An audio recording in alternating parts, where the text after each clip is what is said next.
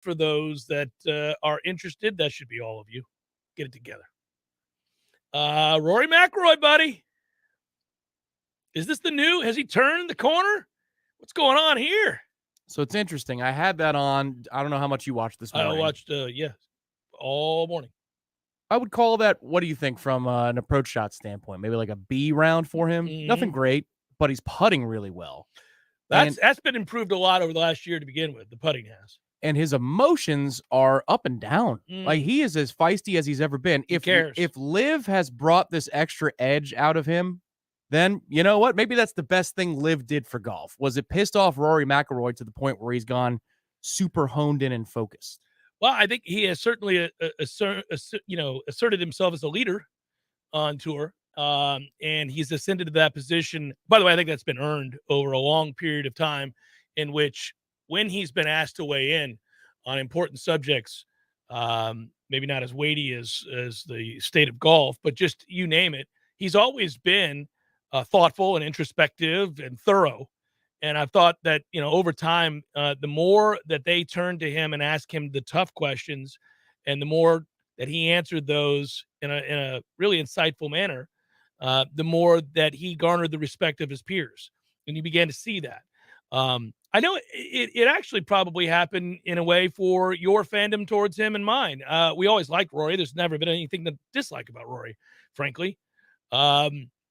The game's all there, and he's been a great statesman, and you name it. But then there was sort of this maybe apathy that he was feeling towards his professional career after winning 4 majors, and that made us sad. Right, or he was really trying to convince everybody that, this isn't the biggest thing in the world. It's like, man. Well, remember, he was heartbroken. He went through the bad breakup with and he was player. Madly in love with her, and I think that affected him, and it made him look at his life like, is this worth it? All I do is play golf. And a lot of things that I read suggested that perhaps the break was they were both so busy with their professional careers they couldn't forge the relationship that they wanted to. And so he began to wonder, I've got more money than I'm ever going to need. I've already won a bunch of majors. I've won a bunch of tournaments. Do I love this kind of type stuff? And, I think finding balance, I hear this a lot from listen, this is the one thing I will say where I think I can bring to the table on this show for people that might even be mildly interested in golf, and you don't even have to like golf. This is about professional athletes. And I get lucky enough all through because of the SiriusXM show and because of Trey. I would not have been in this position, but I learn a lot about what these players think. And that includes during this situation regarding Liv and the PGA Tour and all of that. And one of the things that players on tour don't like, and I know, boo-hoo, cry me a river, you get to play golf for a living and you make, in some cases, if you're an elite golfer, $40 million a year. So nobody's going to be like, oh, tough gig there, partner. Yeah, tell me how bad your life is, Brooks Koepka, as you get on your private jet and your $20 million a year contract from Nike. I know. How do you do it? But they say it's monotonous and lonely. That's the most common thing, and they're required to do these things that they wish they weren't, and that's kind of going to change. I think Liv will bring that out of the PGA Tour. Now, what's going to happen is they're going to make adjustments for the superstars on this tour. Now, if you're ranked 142nd, you better be there on Monday. But a lot of these other guys probably don't have to do that, right? Or if you're top 10, you're going to get a serious amount of cash to be there on Monday. Or if you don't want to be, don't have to be, don't show up. Yeah. So I think that's going to happen. But those guys, and I did think about this before, because college players, John Pack and a lot of players that have come through Florida State that didn't get a shot at it, right? Or guys that actually have, they've made it, they're on tour, they've got their card, they're sustaining it. One of the things they talked about is all of them, and this is for anybody, it's not just Florida State players, this is any of these guys. The biggest adjustment, because they all know that if they're able to get their tour card and they're able to put together a schedule, they're going to be wealthy. They're going to make money because you've got sponsors and you're going to have a way to make a lot of money. All right. Now, some guys may make $700,000 in a year. Others may make 40 plus million. There's a big difference. Obviously, got to win tournaments and you garner sponsors and all that. But the beginning is that you are playing as many events as you possibly can, because you don't really you're not in a position to set your schedule. So if you get an exemption or an invite, you got to take it. And you're trying to accrue points, all of that, make cuts. Well, for them, when you're in college, and this is true of like anybody in the working world, it's kind of interesting. when you're in college, when you're out, when you're going day to day, and you have people looking after you, let's say you have, in the case of scholarship athletes, that is certainly true, right? Like, think about a football team. Think about Mike Norvell and what he told us when he first took over the job. I remember having that luncheon, and I asked him a question about when practice was going to be. And at that time, he was talking about having practice in the morning. And I asked why, because, different coaches have different practice schedules. Some of them like to do it in the afternoon. Some of them want to do it first thing in the morning. And he said, well, I think if you're trying to create stability in a place that's been unstable, a locker room that's been unstable, you want these guys to, first thing they do to start their day is to be around people that are supporting them, support groups, right? Agents of change for the positive. So you're going to go eat with them. You're going to be with them. You're going to make sure they're eating right. So right off the bat, nutrition is great. You're going to get them hydrated. You're going to have a meeting with them. You're going to go to practice with them. Those first 3 to 4 hours of the day are going to be around people that are invested in their well-being, right? And it's going to set the day straight for them. And then you go on to class. You go to class. You come back. You got study hall meetings, whatever. You go to bed and you do it again. You create stability, right? Now you get away from that. Let's say you move off campus and you've been around a while. There's an adjustment period.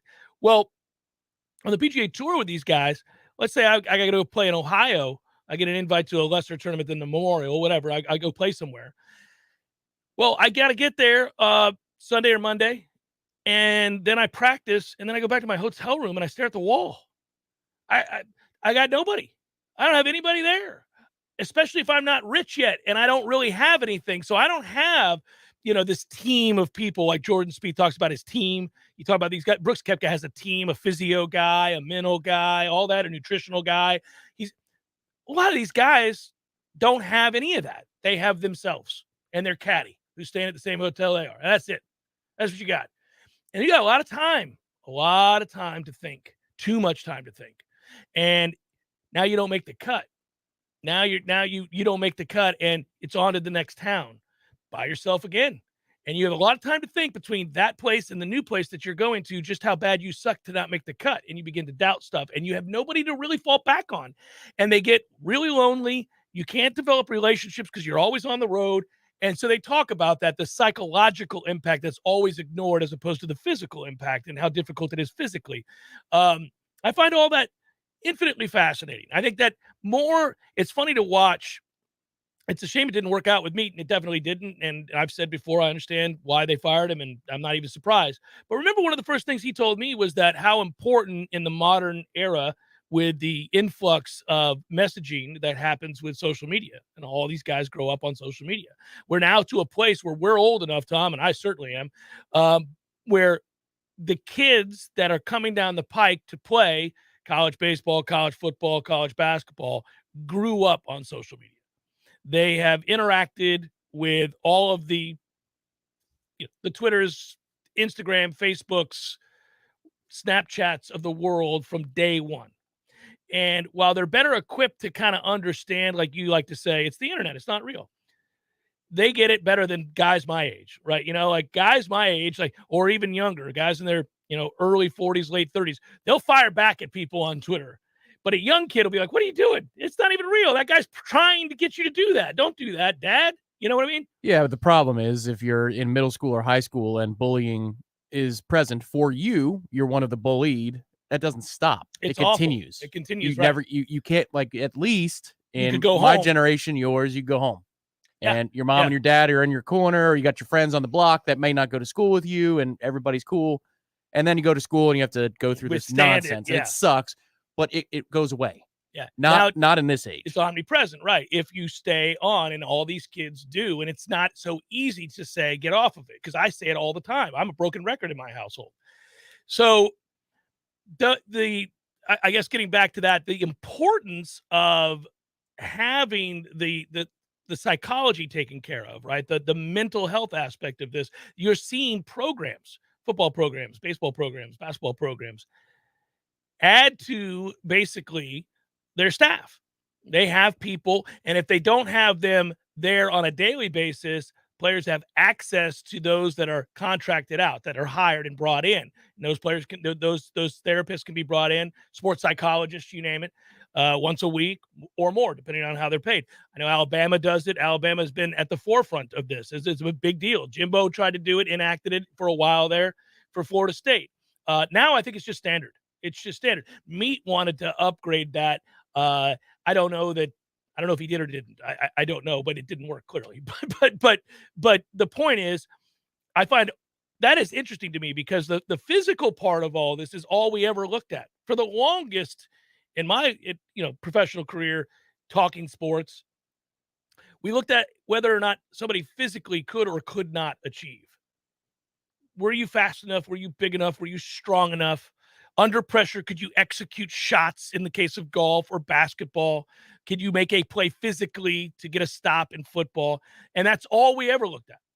Well, this is the specific event in golf across professional amateur ranks that is probably the hardest for a mental conditioning coach. The U.S. Open is always brutal. Yeah. And what was interesting today is watching Rory in several holes throw a hissy fit. Yeah, nothing short of a hissy fit. Well, in the bunker, he twice. Yeah, and apparently on the 9th hole, too, he tossed his club because he short-sided himself in at a bogeying. It was his 18th of the day, but it was the 9th in the course.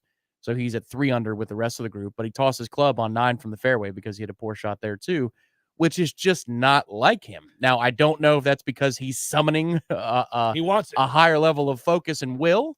And yes, right, in short, he wants it more. Yeah. Interesting to watch because he has been more stoic than not for the last 8 years, and he hasn't won a major in 8 years. But it looks like he sees that there is a real opportunity here. Is he channeling Tiger? I don't know. The last time he won a major, he won the week before. So that's interesting because he just won the RBC this past weekend. Yeah, he did. And by the way, he birdied 17 and 18 to do it. And I think that is a big deal because having lost the lead like he did was fairly commonplace these last 8 years. What wasn't as commonplace was him firing back and getting in a position to birdie, in this case, the last 2 holes, or, salvage what was left of the day in order to win the tournament. Right. I mean, he missed a 2-footer on Sunday. Another one of those. And you'd say if he didn't rally back and close the door in, real fashion, elite fashion. Buddy, that iron was... You'd go back to it and say, again, with the putter, look at this. He can't make the big putts. But he responded to it. Yeah, it's an interesting leaderboard so far. There's enough really good world-class players scattered through it so far. Scoring average is over par, but not a whole lot over par. It's going to be interesting. I don't know. On Sunday, these might be for a U.S. Open, not like what Brooks won with his first major when they were in the teens under par. But I don't know that this is going to be an event short of sunshine for the next 3 days straight. I don't know that this course can get baked out enough to where you're only going to have 2 or 3 dudes under par. Well, I'm fine with that because really the emphasis should be, and it's an old golf course, and so it does exemplify this, the emphasis should just be on the accuracy of your shots in this case, and what you can salvage if you go offline, because they've grown the rough out. There's gorse out there. Some of these shots, I'm cracking up laughing. I'm like, this looks like a British Open. If you get into the rough at this particular venue, the Country Club in Brookline, Mass, there are a couple of spots you cannot save par. And that's how old courses, as you well know, because we're both members of Capital City Country Club, that's how it protects itself, right, a lot of times. And so that's great. That's great because so many of these courses and so many of these events now are just about length. They're just about who hits it the furthest and goes and gets it. This is, as a lot of people are saying, a point-to-point. I always hate the phrase, it's a second shot golf course. Well, it's a really important shot. If you look at statistics and correlation between victory and one strokes gain shot, approach is usually pretty important, yeah. Yeah. But point-to-point, I think, is a better descriptor. Like if you went and played closer down to the water near St. George, there's a course, and it doesn't matter if you can hit the ball 3 bills. Yeah. It really doesn't. Can you hit it accurately from 180 to 230? Because if you can do that, you're going to have a shot in every green. This isn't that short, but it's an older school course. And I think it's really fair looking at it so far. Florida State has obviously had quite an influx of kids, high-profile kids in some cases, visiting. And one of those kids is Shelton Sampson. Tom, we're going to get him, right? Oh, sure. Yeah. There's a story at Warchant.com. Austin Cox wrote it. I make reference to if you break out the NIL money, then we're all good. Yeah. He's top 25 nationally. He's a 4-star kid. He's 6'4". He said he had a great time here. Loved Doak Campbell Stadium. Loved Florida State. Well, I mean, where's he from, though? I think it was Baton Rouge. Baton Rouge, Louisiana. I mean, we'll wait and see. The answer is we're not getting that kid. I'm just telling you. If we take down the Alabama Slammer, you never know. That might open the door. It's a weird time in recruiting. I get it. I get that, listen, you got to get guys like this on your campus. It's important to get high-profile players on your campus. It creates a buzz. It's important that you have enough pull and cachet that players of this ilk even if they have no chance in hell of coming here ever, you want them visiting. Can I ask you a sports media question real quick? Sure. Just because I see it on the screen here in the studio.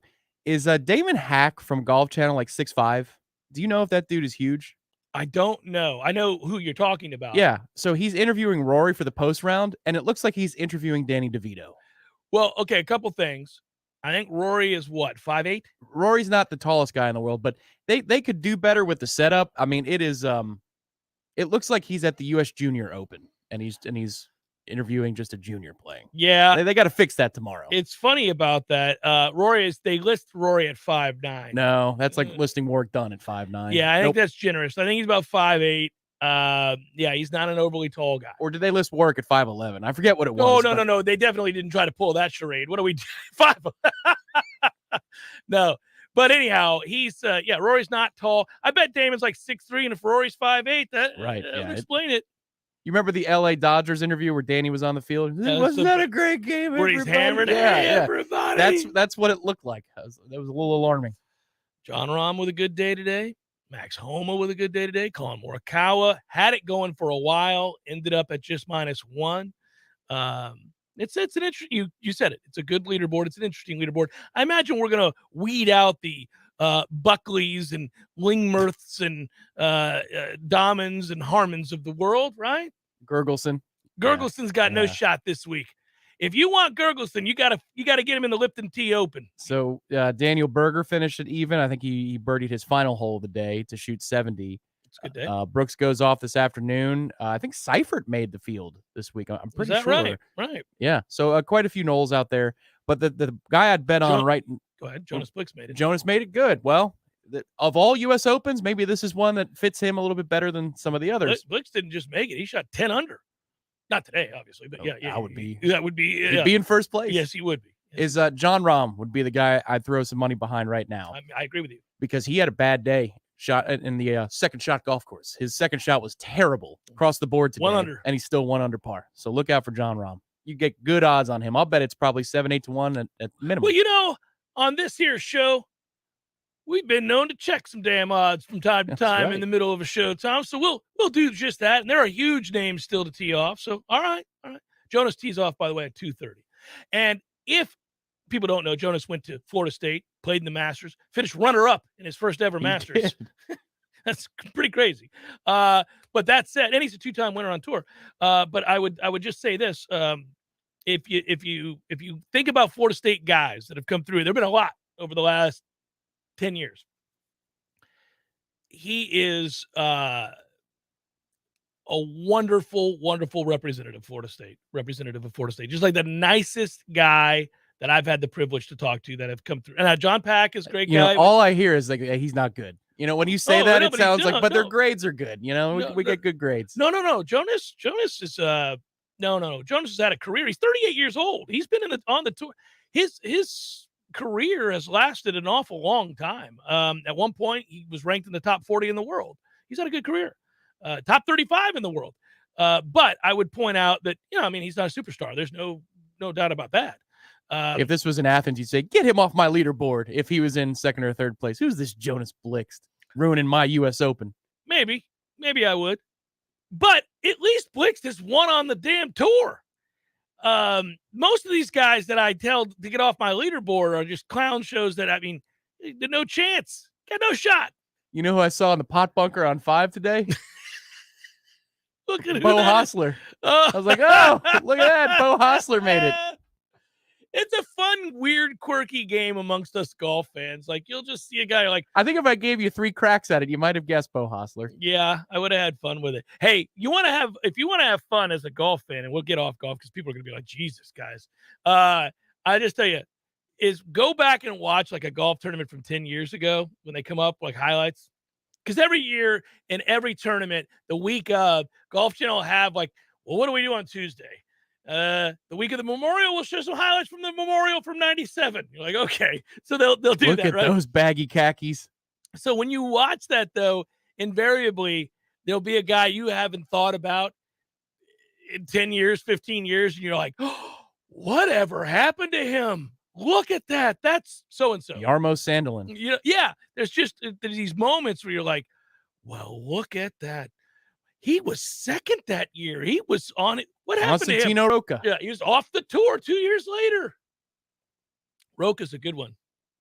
That's not bad. Because he made the putt from the Valley of Sin against Daly to force the playoff in the British. He also was on the first page, I believe, in Tiger's 97 win, where, again, the first page was Tiger. So it's more like the second page of the Masters. But there he was. Roca, he might have even played with Tiger on Sunday.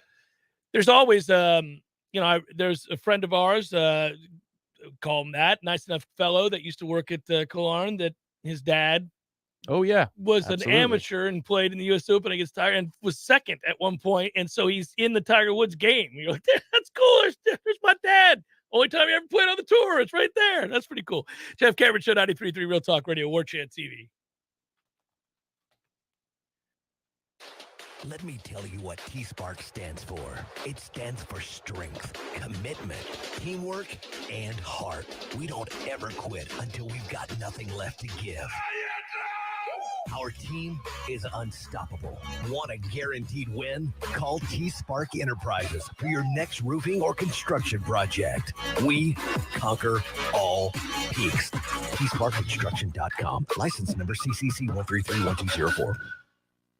Refreshing and simple. 2 words you don't hear many people use to describe their experience going through the process of getting a home loan. That's what puts the Hamilton Home Loans experience in a category all their own. If you're buying or refinancing a home, Hamilton Home Loans will provide a personalized mortgage experience that is dedicated to making the process refreshingly simple. It all begins with an initial consultation with an experienced Hamilton Home Loans advisor to find out what your goals are in order to find the right mortgage to suit your specific needs. Then, your personal home loan advisor will take you through all the steps from application, underwriting, approval, and closing, all the way to the front steps of your new home. Once you've experienced the Hamilton Home Loan process, you can be a customer for life and never have to pay lender fees again. For first responders, nurses, physician assistants, teachers, active and retired military, ask about the Hamilton for Heroes program. Personalized attention with your needs put first. Now that's refreshingly simple. Find out more at HamiltonHomeLoans.com. That's HamiltonHomeLoans.com. Equal housing lender. NMLS number 200719.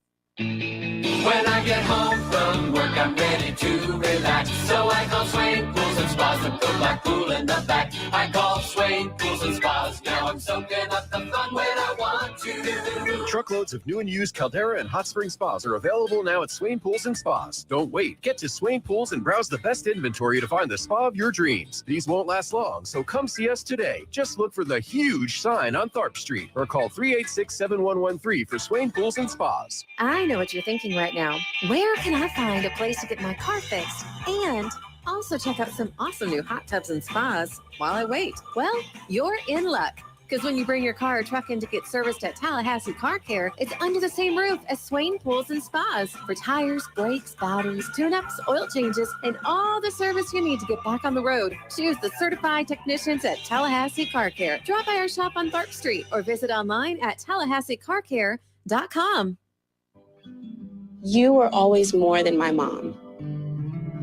You were my role model, my best friend, and biggest supporter. You filled my days with unconditional love. And you also prepared for the day when you couldn't be here.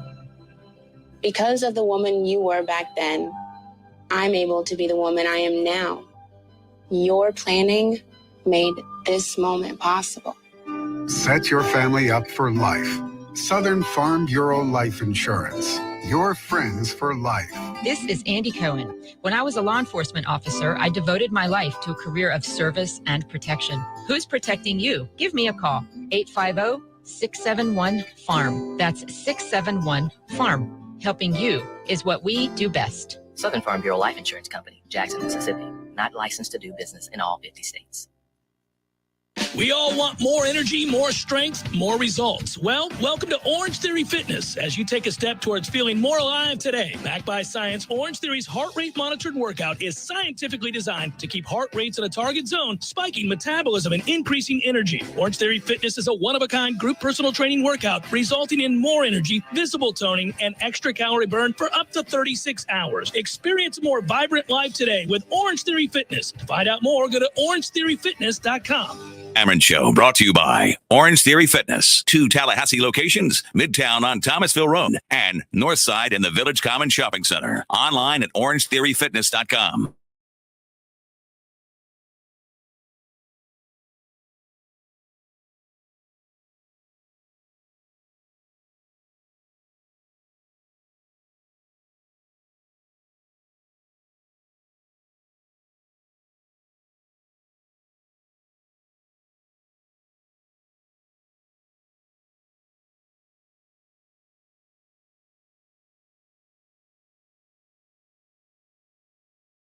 Work for Warchant.com, amongst others. But I think I speak for the average fan here who's, I don't know, you see a guy coming to your university and he's a target and he's upper crust and you think, okay, well, it's better that he showed up. It's better that he's been here. It's better that even though I know he's got visits planned for LSU and Alabama, okay, it's good that he was here. Get it? Because you want a buzz created. You want to know your guys are at least able to hear back from these elite players that you hope someday to land. But there are 2 factors that make it really difficult for me to get excited about recruiting. And that is, the modern landscape of recruiting, where you can have a guy say yes and say he's committed and for 2 years celebrate everything Florida State on Twitter and wear a shirt and a hat and everything else under the sun. And then an hour before signing day, we get weird news. And next thing you know, he's gone. So there's that. And then there is the other thing. There is the realization that none of the big time guys, none of them, are coming here until we win some games. I mean, we just keep coming back to this over and over and over again. It's a broken record again. I mean, until you win some games, they're not coming because they could love it. They could come here and they could love it. They could love Mike Norvell. They could love whatever position coach that they're going to be playing for. They could love all those guys. It doesn't matter. Doesn't matter. They ain't coming unless you win some games. Yeah, I'm conflicted on this because I know that that's the objective truth is you need to win in order to lure these kids because the negative recruiting against us is Norvell is already a dead man walking. And so you've got to prove that there is stability in order for the kids to take what you're saying more genuinely. Mm-hmm. But I've seen this group of coaches that don't really have a ton of ties to this region. Last year, secure a top 20 consensus class, even with a 5-7 record and a loss to Jacksonville State. And they were in position to be a lot better than that. Top 12, top 10 consensus.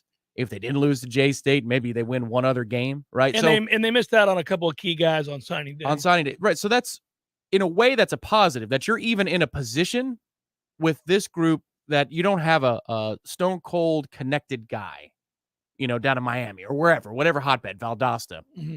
And you're still able to put yourself in that conversation.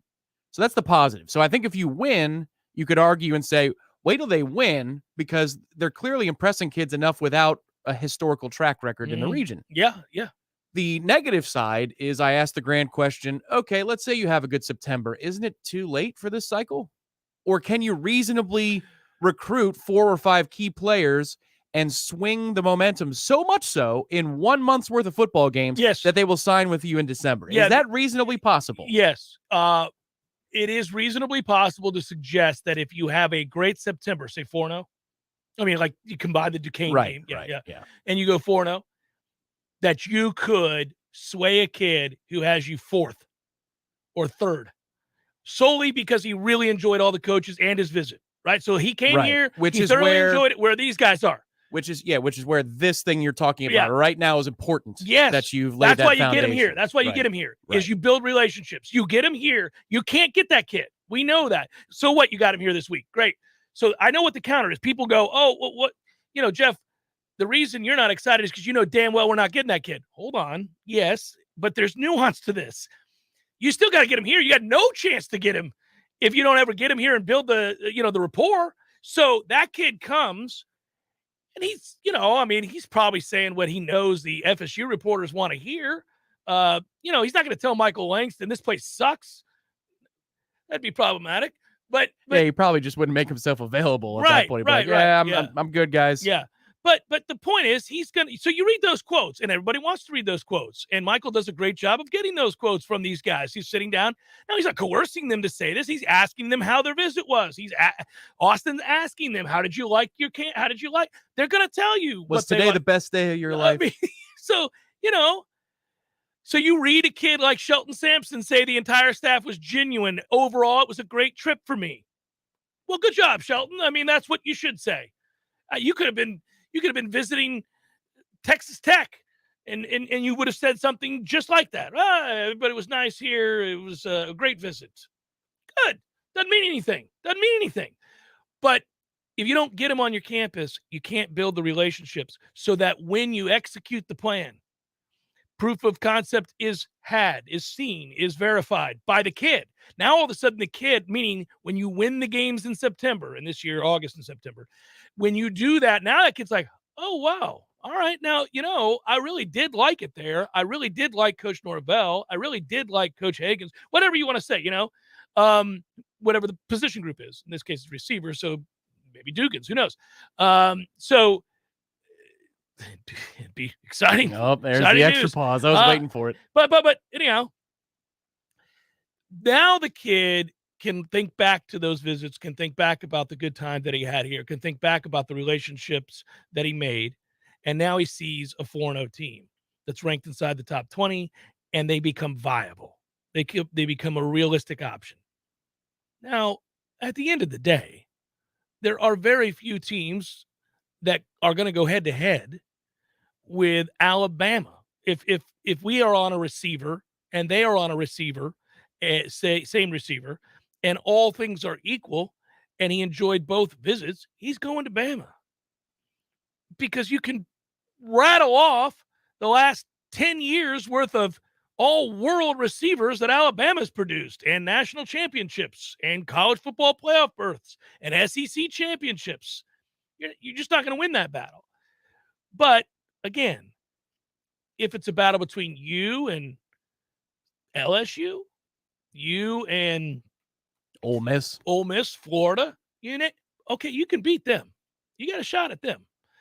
And that's where we're trying to get to. That's where we got to get to. And I just, every day on this show, and it invariably, even if I don't plan on it, it comes back to the season at hand being of paramount importance. This is it. This is the show me year for Mike Norvell and his staff. I think, given all the circumstances that he inherited when he took this job, that he's done a good job in a lot of areas. It's time for results. Now, it is, you can say, a long-term rebuild. You can't have the expectation after all of this that they're going to go out and win 10 or 11 games, win the conference, and make the college football playoff. That's unreasonable. They don't have the roster to do that.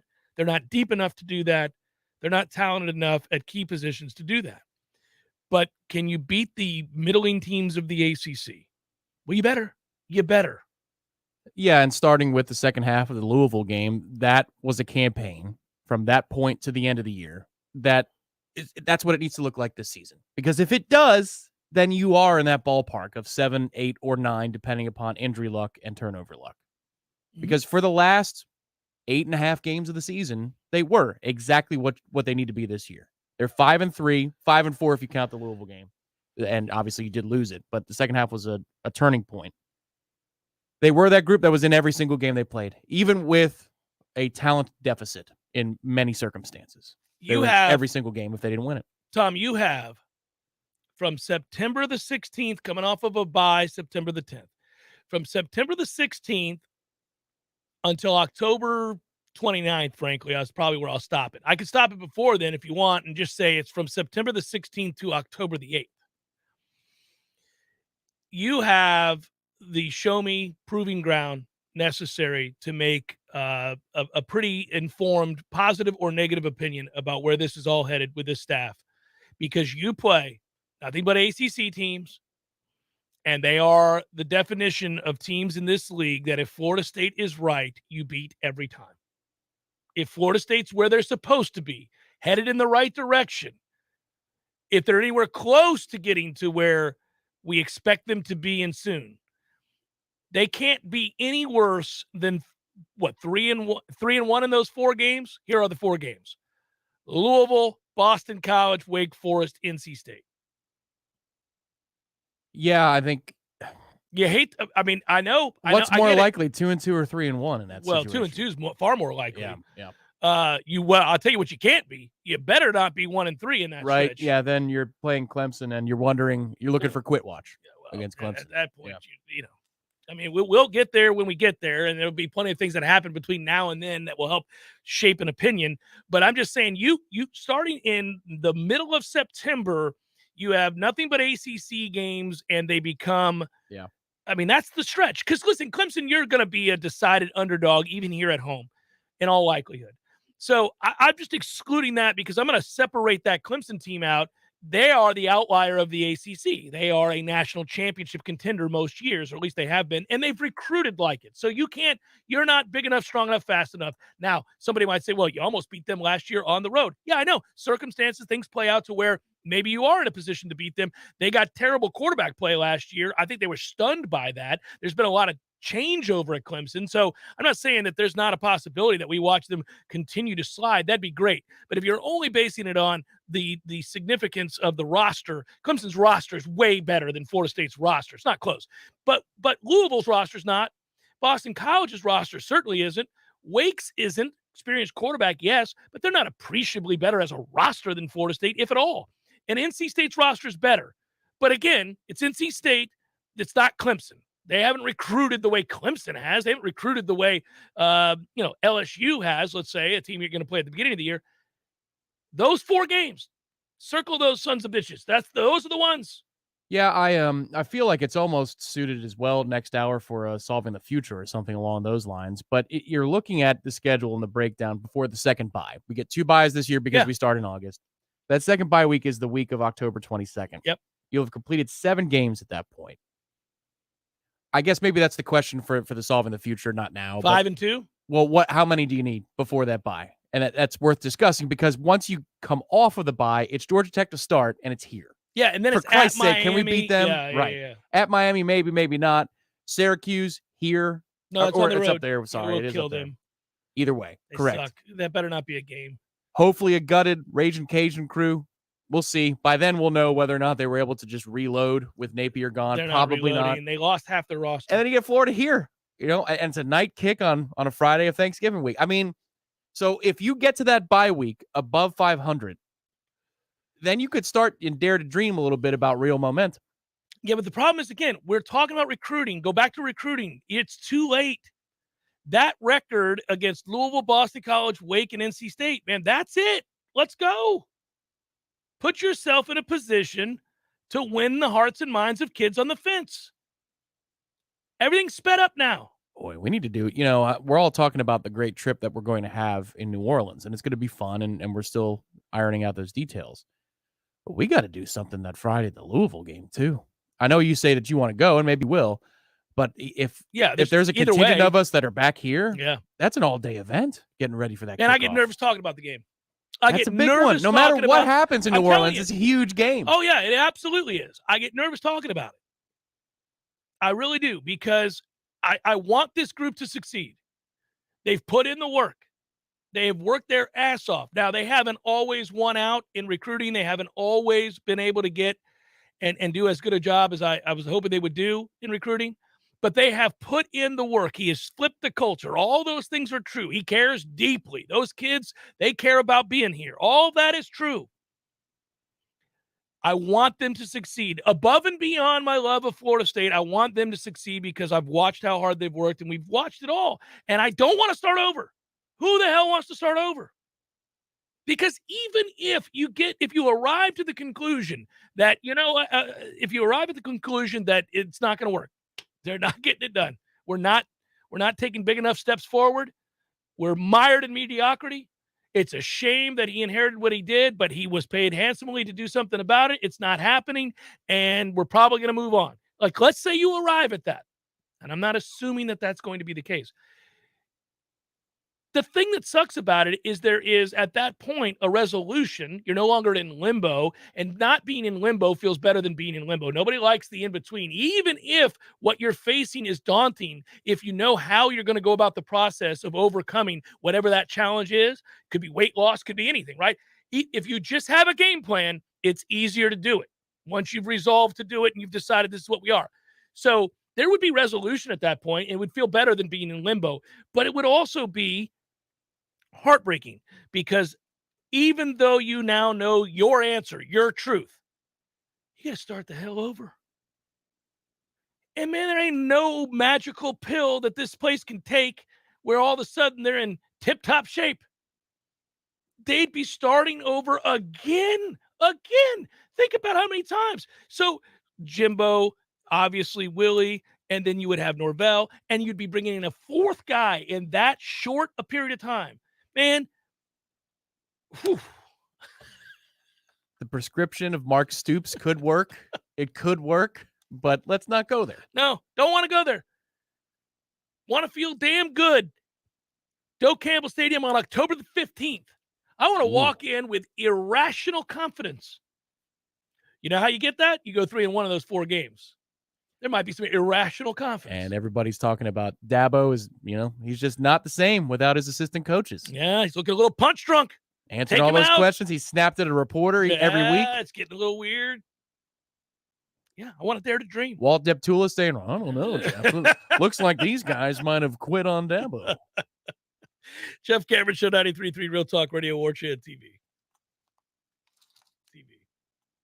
Your local news now. One person was shot on the south side of Tallahassee Wednesday night. The suspect is in custody. The shooting happened around 7:45 p.m. near the Dollar General and Save-A-Lot stores on North Monroe Street. A male victim was taken to the hospital, but his condition was not immediately known. One person is in custody, but there was no immediate information available as to the identification of the suspect. LCSO was handling all calls within the city limits on behalf of the Tallahassee Police Department, which was mourning the loss of Officer Christopher Ferriello. A public funeral service was held for Ferriello earlier in the day after he was killed in the line of duty a week before. Governor DeSantis announced the first director of a newly reactivated Florida State Guard on Wednesday to bolster the state's National Guard with a focus on responding to disasters in the hurricane-prone region. The director of the re-upped force is going to be retired Marine Corps Lieutenant Colonel Chris Graham, an Iraq veteran and former intelligence and anti-terrorism officer. This is Rachel Linnea with your Real Talk 93.3 Local News Update, brought to you by Macklemore Systems, Tallahassee's go-to Mac store. Check them out online at MacklemoreSystems.com.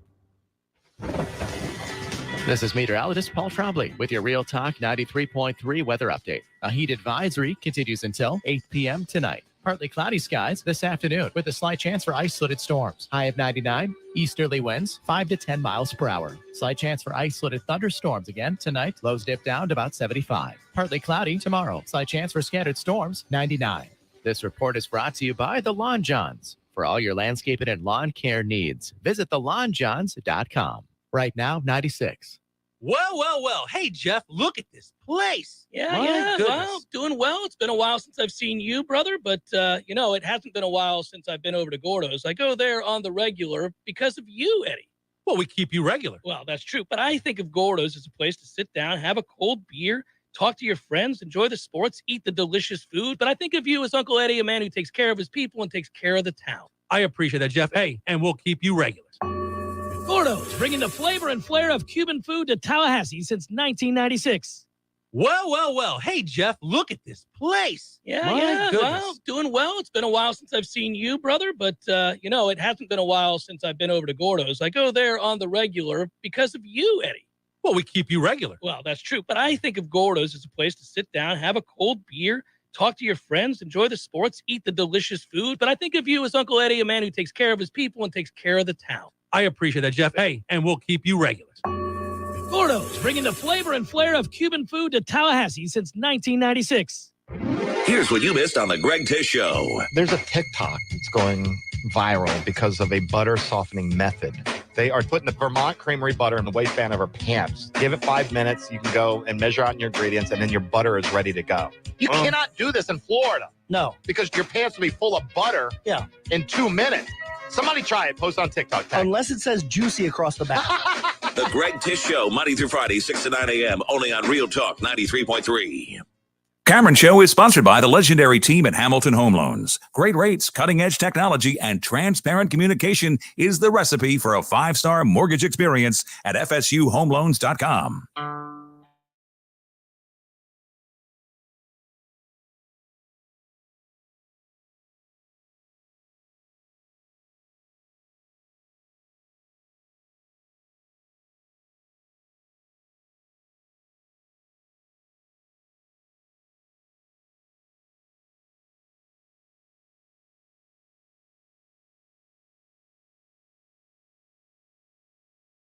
Unfortunate that the YouTube audience did not hear that. Yeah. I said it doesn't look like Seb Straka's squares did him any good today. He shot +7.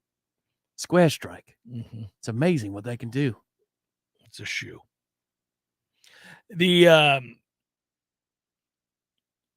Well, yeah, this will be fun. I'll continue to monitor and update you, but as of right now, it is -3 in the clubhouse. 3 individuals tied for the lead. One of them matters. The other 2 will not be there on a Sunday. Rory McIlroy leading the way at -3. The other 2 are Callum Tarrant, again, not going to be there Sunday. David Lingmerth, not going to be there Sunday. There you go.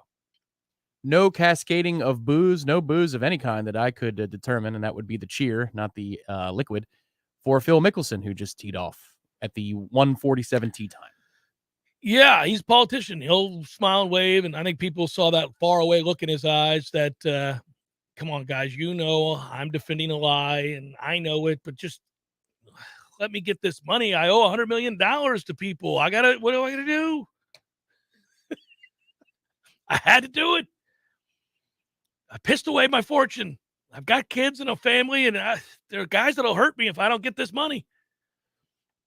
I think I'm pretty close to the truth on all that. So there you go. A man's like, I know what I did, but, I'm facing the music here. They call me lefty. I might need to play righty after they're done with me.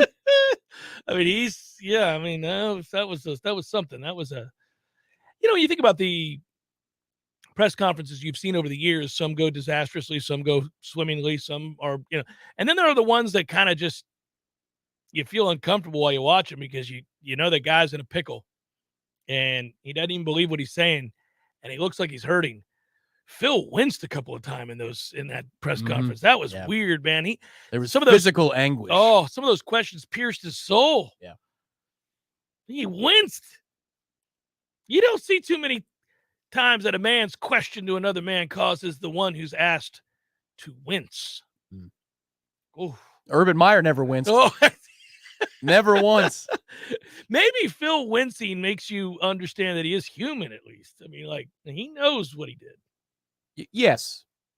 He's not unabashedly talking about the great new tour that he's on. That's the thing that nobody has done yet. Where they're like, I can't tell you. What a breath of fresh air. They can't. This is unbelievable. Shotgun start 54 holes. It's a joke. It's like, this is a clown That's show. what Rom alertly pointed out for. Is like, the product sucks. Yeah. What do you want here? Yeah. I'm not sure. Yeah. I don't believe that 54 holes is a tournament.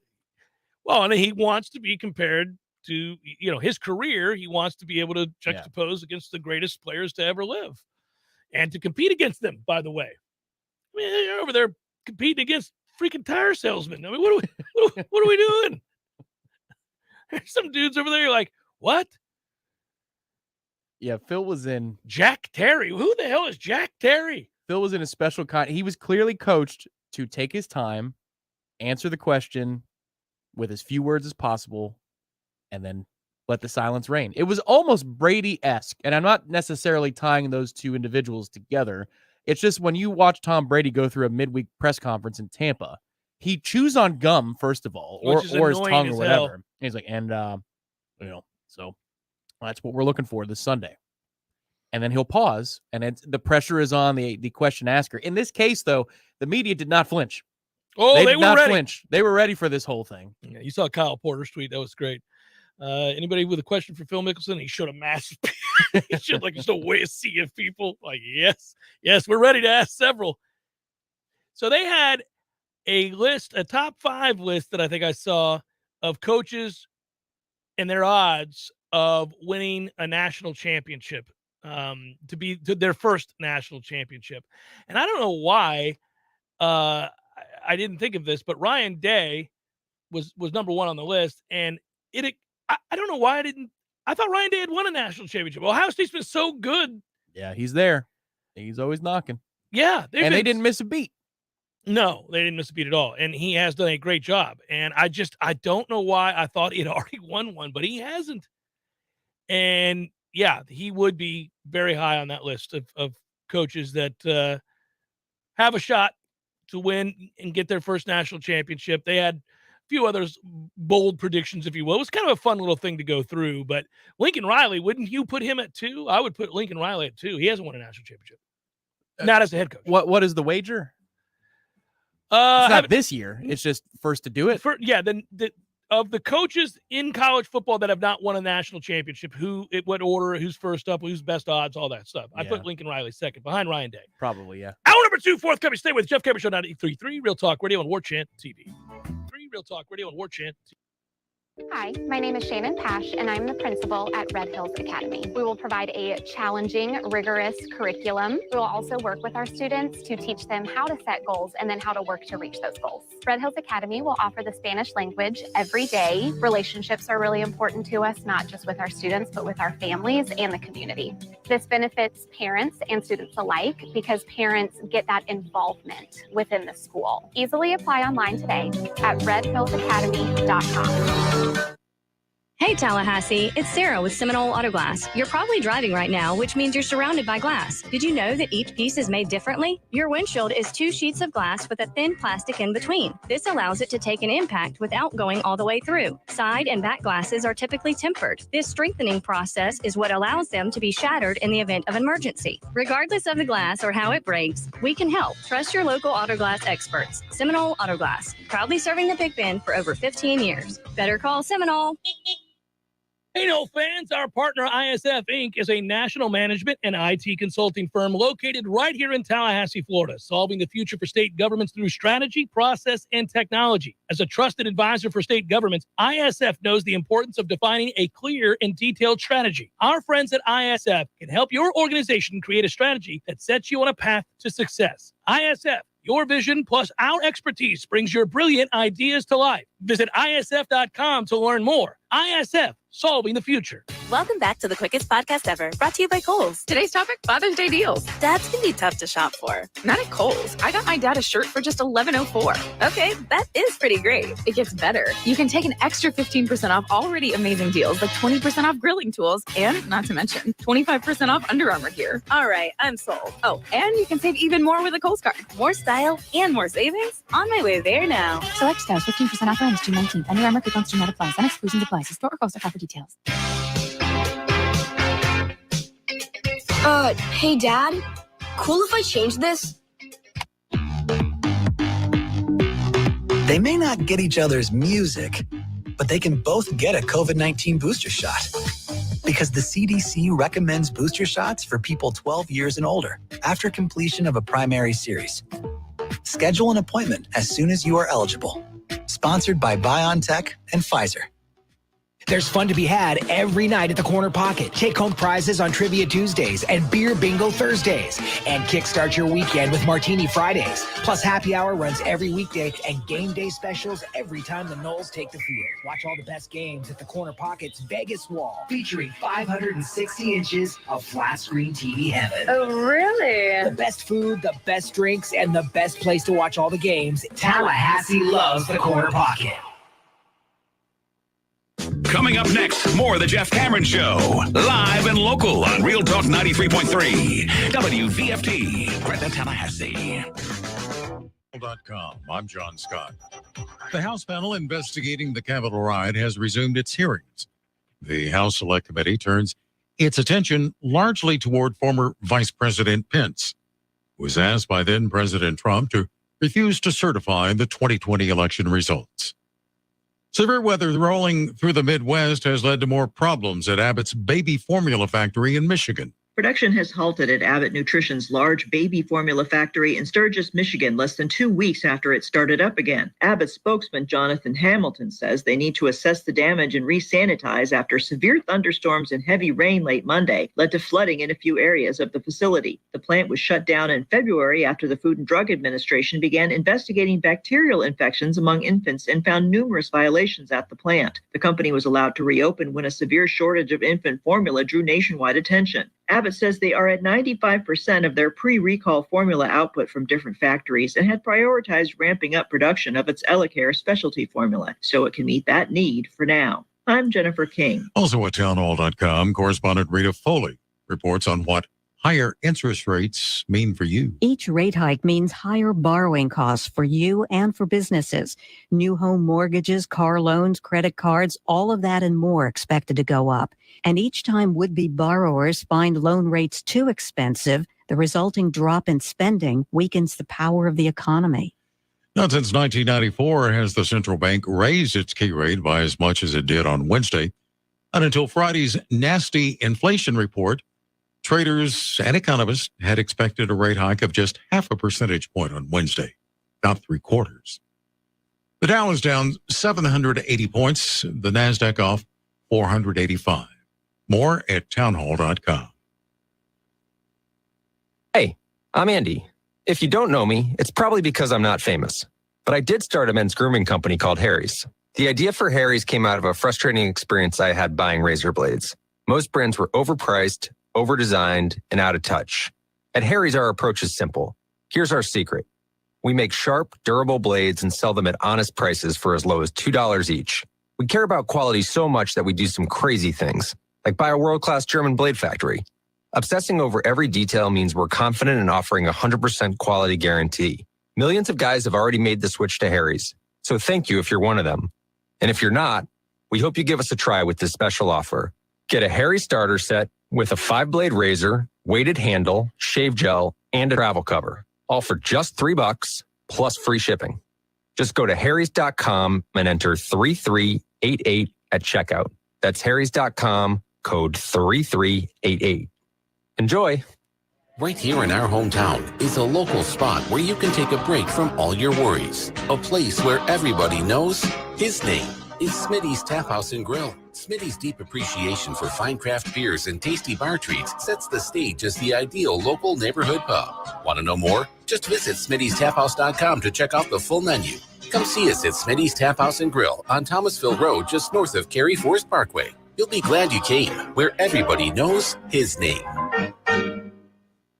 We all want more energy, more strength, more results. Well, welcome to Orange Theory Fitness as you take a step towards feeling more alive today. Backed by science, Orange Theory's heart rate monitored workout is scientifically designed to keep heart rates in a target zone, spiking metabolism and increasing energy. Orange Theory Fitness is a one-of-a-kind group personal training workout resulting in more energy, visible toning, and extra calorie burn for up to 36 hours. Experience a more vibrant life today with Orange Theory Fitness. To find out more, go to orangetheoryfitness.com.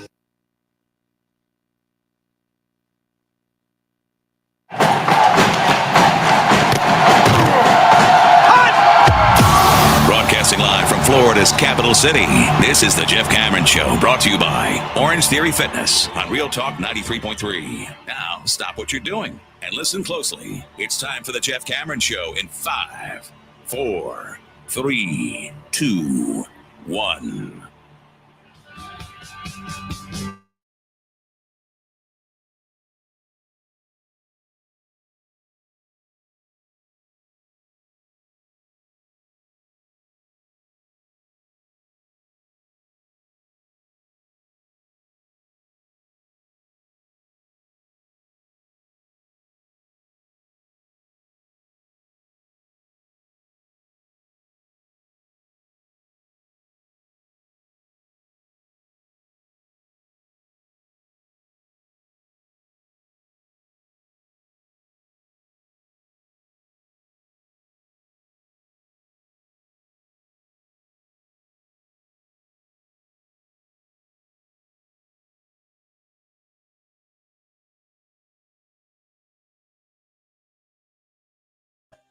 I fell asleep in overtime. How? It lasted 90 seconds. I did. I was barely hanging on as they were starting overtime. And this is funny. Let's make you laugh. So, you know how I've told you before, my wife gets furious if I watch games. Well, not furious. She doesn't like it if we go to bed at the same time and I'm watching a game while she's trying to go to sleep. It's not that she needs my attention. It's that she doesn't like the sound of the television and the light, Well, and hockey's the worst for that. Oh, so bright with the white. Yeah, the whole thing. Yeah. So, but I told her, I was like, look, I'm tired. I'm going to watch the end. I watched all 3 periods out on the glorious big screen. And then I was like, I'm going to watch the rest in the back with you. She's like, no, let me get to bed first. Let me go to sleep before you come back here. And I'm like, no, I'm going to get back there before the start of overtime. Nonsense. So, that's not a real reason. Nonsense. No. Move over. Yeah. So I'm like, no, you what? But she cares. I'm like, you care? Come on. She goes, I don't want to be up this late. I'm tired. I'm like, yeah, I didn't want overtime either. But here we are. It's the Stanley Cup Finals. What are you going to do? And this is ridiculous. No drinks, no beer, nothing. 0 alcohol. I lay down, flip on I'm ready for the overtime to start. There's another commercial. I didn't realize there was another set of commercials coming. I thought we were getting started. I thought I had timed it right. I fell asleep as they started. So, well, here's why I woke up to the sound of Colorado fans going nuts. I was like, ooh, oh, damn it. And then I just turned it off and rolled over. And I got up this morning early and watched the 90 seconds. Yeah. Well, now that I know who to blame, I feel better about the proceedings. That's good. Yeah. McDonough had a good call. He did. He got it right. I was like, oh, that's a good call. That's well done, Sean. Click. Yeah. Yeah. No, it was a toughie because well, look, man, if you don't start the game half asleep in the net, you probably win. Well, I was just relative to overtime, just to fill you in on how it went in those 90 seconds. They had the 30 seconds remaining on the power play. It was a disaster of a start. They had immediate zone time. And I'm like, holy God, it's going to go 20 seconds. This thing's over because they had 2 point-blank chances.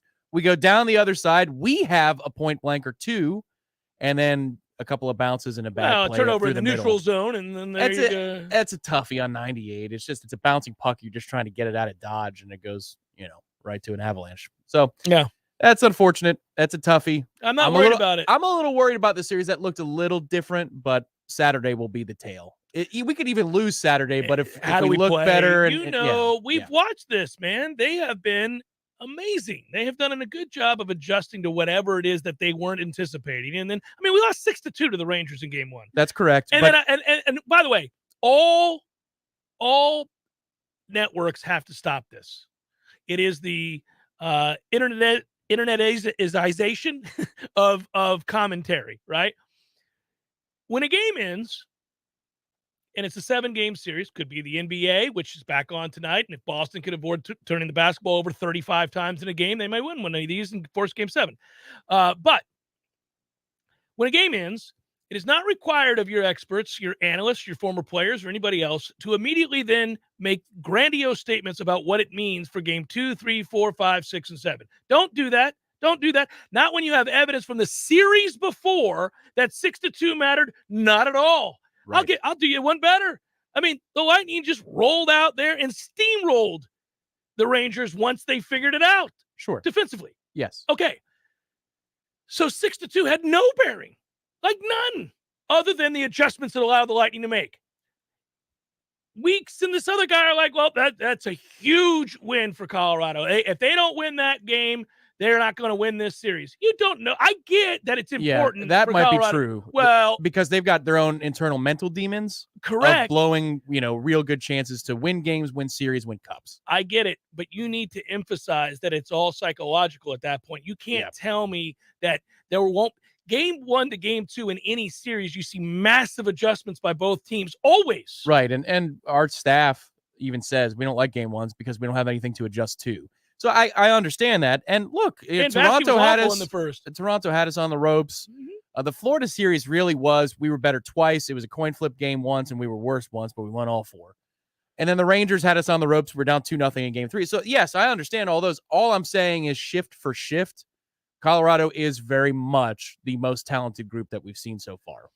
That's just true. Yeah, I also don't think Vassey's going to give up 2 soft-ass goals like he gave up in the first period. I know they gave up 3 total, but 2 were just ridiculous. And I'm like, okay, well, that's not going to happen because that guy looks like he did when he had time off the last time we played a game one. You're like, what? Which is what I texted you. I said, no more time off for that guy. You simulate games. You call up the Rangers and say, hey, you want some extra money? Come on in here. Just come on in. Let's play a game on Monday. We don't have a series till Wednesday. No, it's interesting. It is interesting. And I'm not saying, look, Colorado may win the series. They might. I just don't need the analysts to come on afterwards and be prisoners of the moment and emotional. You're like, what are you doing? The one thing, did you not watch the other series? Even down 2-0 to the Rangers in that series, though, I didn't feel as though the opportunity was gone because you can't win 4 out of the next 5 because we won next 4 in a row. We won 4 in a row. The margin here is a little bit slimmer. I'm not saying you got to win game 2. I'm just saying you've got to look a whole hell of a lot better because if you make turnovers against that crew, they are fast as can be. Yeah, no, I give them credit. I like that team. I think they're a good team. I don't feel any differently than I did going into the series. I don't think that I no, it was overtime intermission. Like, man, you kill off these 30 seconds and you walk out of this game with a win. Oh man, this bad boy might be over in 5. Yeah, the 2 goals in 48 seconds were cool. Yeah. You're like, there's that resolve. That was thanks to me. After the first period, I was awake for those 2, so I get a little bit, yes. But after the first period, I said, you know what? I just need a glass of wine. So I opened up a bottle of Stefano di Blasi Chianti. Oh, hey. And there we go. And then from then on, it was the wine rally. And it wasn't enough in overtime, though, unfortunately. Should open another bottle. The second bottle was open. Okay, there we go. Yeah. It was spread around, though. It wasn't just me. It's funny when it comes to wine. You open a bottle of wine. I never judge anybody. They polish off a bottle of wine. That's not a lot. No. It's not a lot. I mean, it's considered cuisine and food in a lot of cultures. It makes me laugh, though, like, it happens very easily. Yeah, like, I don't know about you, but I have big glasses of wine. Yeah. I'm not done doing some soft-ass little, because you're sipping it and enjoying it and you let it breathe. There are different pouring sounds depending upon the person. There's a, and then there's a, right. So anyhow, what makes me laugh about that is when you go back in there to get that third glass of wine, just your third glass, just a third glass, privacy of your own home. The third glass is the last glass. You're polishing off the bottle at that point. Right. That is it. I had help in this case. So it wasn't because the second bottle I only got a little bit into for overtime. So it's sitting there, it's waiting. But it wasn't a bad night. It wasn't something where you wake up and go, oh, too much wine. No. It was, you know what? That kind of worked. So we got to start the game with the wine next time, and that'll be Saturday's plan. There you go. I like you got a game plan. I like that you got a game plan. The de Blasi, well, we're playing. If it's a Saturday, I don't fall asleep then. I'll be fine. I'll be good to go. Weekdays, I've been getting up at butt o'clock to get my kid to marine biology camp and art camp at FSU. And so it's like, man, I need my rest, Tom.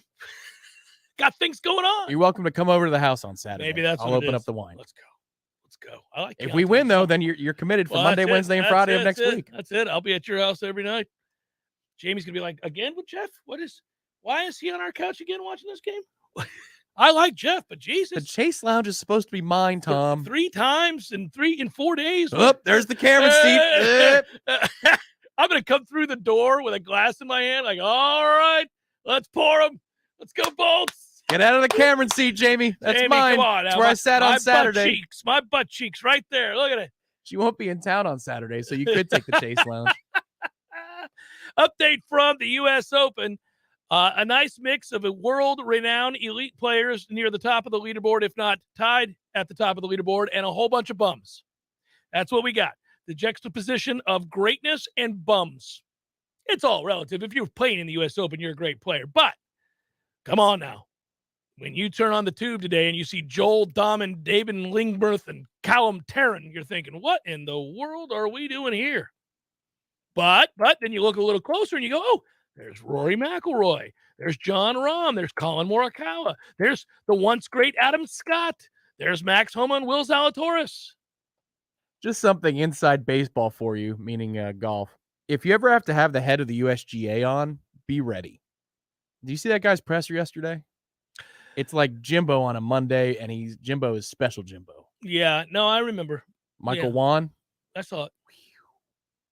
Oh, man, take a breath. You just don't have to be that fired up.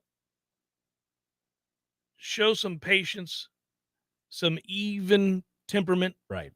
And he came out with a joke about himself, but if you're going to do that, then don't become the thing you're joking about. He says, I'm the most caffeinated person in the room. Okay, so here we go. I've got some plans for the USGA. And Okay. We're an unbelievable organization. Here's my first year at the USGA. So pardon me if I'm a little fired up for this. 20 minutes later, he handed it off to the next 20 minutes. Yeah. Well, look, the USGA could be interesting. They could make some decisions that change all of this. Like big time. Like if you're not getting any points for your other events, then we've solved the problem. Right. Yeah. I think that's the route they're going to go to, by the way. It's looking more and more It like sounds that. like it. Yeah, I think that's where they're headed. I have a question for you. We were talking about Clemson last hour. We were talking about the schedule, and we kind of got into, I believe, now listen, we all know that if you had to pick a singular game that you believe to be the biggest as it portends of the season to be post September the 16th, it's Louisville. I think we're all going to agree it's Louisville. It's not LSU. It's Louisville. Yes. Okay. Especially since you have extra time for that game. You got a bye week. Yeah.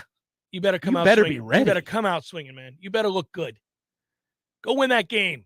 ESPN, 7 o'clock, nation watching, not much else on. Let's go. Like if you treated that, let's say you're Mike and you circle that one yourself and you say, this is the one. You couldn't have a better schedule leading up to it. You've got a tune-up with Duquesne, a real deal opponent about the same as you, maybe a little bit better in the trenches in LSU. Then you've got to buy. So you can do a reset after 2 weeks. What is working? What is not? Opponent-specific game plans for a full week. I mean, my God. Well, it's a big week for Adam Fuller because last year when we played Louisville, there's this great debate amongst Florida State fans. And it's a fair debate, actually. I think you can argue both ways. I argue on the side of they made some adjustments. The game was not totally in hand yet the way that some people believe it to be, especially because at some point you cut it down to, I believe, 11 in the third quarter or something less than that. So the point would be, we had the ball down 8, I think. Yeah, I think we had a one possession game at one point. But anyway, the point would be, I think they did figure out some things, even if just about themselves. They figured out they were going to require fewer people to do fewer things. We need to make this less convoluted, okay? And move some guys into some spots and say, okay, here's what you're going to do. All right, we're going to simplify this, and that allowed them to play downhill and be physical, and they were a lot more physical in the second half. And then you just basically saw a team that was better on defense the rest of the way, second half Louisville game. That game, though, lest we forget, began as a travesty. It was an embarrassment. Anything Louisville wanted, they got, and there was nobody in the picture. Now, we were at the game, but I'm saying if you weren't at the game and you were watching on television, you couldn't see Florida State guys on your television as other dudes, namely that receiver, is running free. So that was awful. So Adam will have to have this group ready to roll. Yeah, because that's 0 for 2 against Louisville. I know it is. Oh, man. So you're going to have to see this team come out and look good defensively. It's the only shot you have. Look, at the end of the day, I think this defense is going to be better early. Are they going to be better than they were late last year? Probably not, because you don't have Jermaine Johnson. But can you start the year with a baseline of being much better than you were? Absolutely. Absolutely, because I think they're better on the back end, and they're better at linebacker. So that's huge. And they're fine in the interior. Yeah, we had a listener ask this question on social media a couple weeks ago because we were talking about like the old school way of lining up the defensive backfield, 2 corners, 2 defensive backs. But in truth, since you're playing so much nickel, it bears repeating and maybe tweaking a little bit.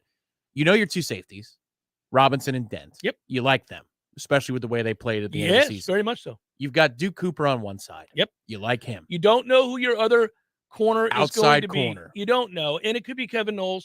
And we like him. But Right. but he hasn't shown that he can do that specifically yet. It's what Coach Woodson would like him to do so they can play a more physical player like a Vance or somebody else in the slot. But whatever.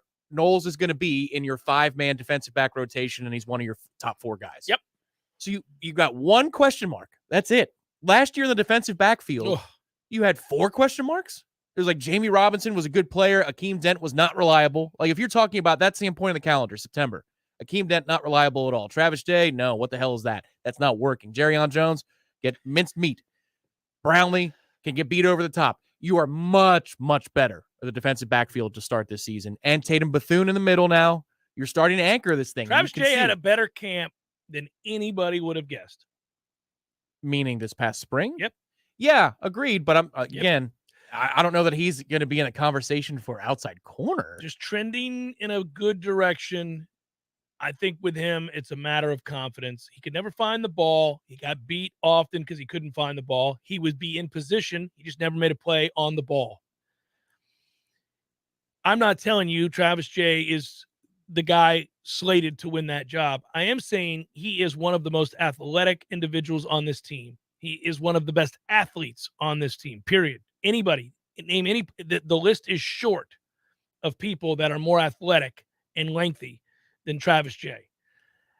Can you imagine every once in a while where teams make quantum leaps that we don't expect, or they do something that nobody predicted? It's because typically somebody emerged that they could not have predicted by previous behavior or play. And they emerge and become the person that they had hoped they'd be when they were recruiting them, right? So you'll see a guy, he's in his 4th year, even though he's a junior. And this is a guy they've been frustrated with, but through 5 games, he's having a great season. He's become a dependable. You hear that all the time when you're watching games and you're flipping around. You're like, what's behind so-and-so's good start? Yeah. Usually they're injury-free for starters. Secondly, somebody who hasn't played well, but they desperately needed to step up does. Travis Jay's a guy that they've never really gotten anything out of. And we've all watched at various points and moments in his career, even on the field in a game, where you go, like there was that one interception 2 years ago. Mm-hmm. Look at that guy. Jeez. I mean, he's just soaring. He was like, Patrick Williams soaring for a rebound on one of those catches. It happens, but I don't know that it'll happen, but they need somebody to do something like that. Somebody who's capable but lacks the confidence because they haven't had success to turn the corner. Or an incredibly quick development like an AZ Thomas. No, that's fair. That's completely fair. I think he would be quicker to be an outside corner candidate than Travis Jay. But now, here's an interesting scenario. Well, but if you move Travis Jay and you're able to put Noles out. If Noles plays outside and you could experiment with Jay over the middle, then you have Jamie Robinson and Jay near the line of scrimmage. Yeah, buddy. That could get fun. But, I mean, he's got so many names to climb over now. He does. I'm just saying his attitude was so good. His work ethic was so good in the spring. And he had moments where he played really well. Most importantly, he played well. And so I thought, all right, well, I about wrote you off. But, okay, maybe we shouldn't. And you're athletic enough that if you gain a little confidence and you make a few plays, who knows? I didn't see enough from him. However, I was looking in the trenches most of camp. So there is a limitation there. We'll see. But, I mean, we'll see if they continue. I'll ask Coach Woodson because he was my one-on-one interview in spring. I'll see if I can get him again in fall. Maybe Ira will let me have that one. But I want to ask him, is that still a consideration for Noles to play him outside? Or what happened in spring is enough for you to say, you know what, let's just line him up in the slot and let's commit to that moving forward? Actually, Fuller would be another guy to ask that question as well. But if they keep the door open for Kevin Noles to play outside, then maybe a guy like Travis Jay enters the conversation quicker. I just don't think you're going to put him on an island out there because last year just didn't work. No, I agree with you. I'm not trying to make the case for him to be outside. I'm just giving you an individual whose talents have not been realized.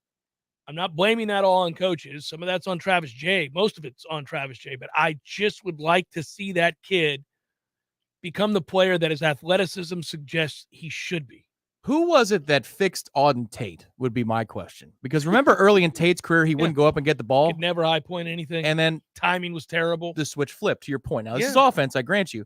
But that's the same thing that needs to happen to Travis Jay. He's in position an awful lot. He was always in position. He just never. No, you weren't. He needs the inverse McFadden experience. That's correct. You weren't looking at him going, "Why are you 25 yards behind that receiver?"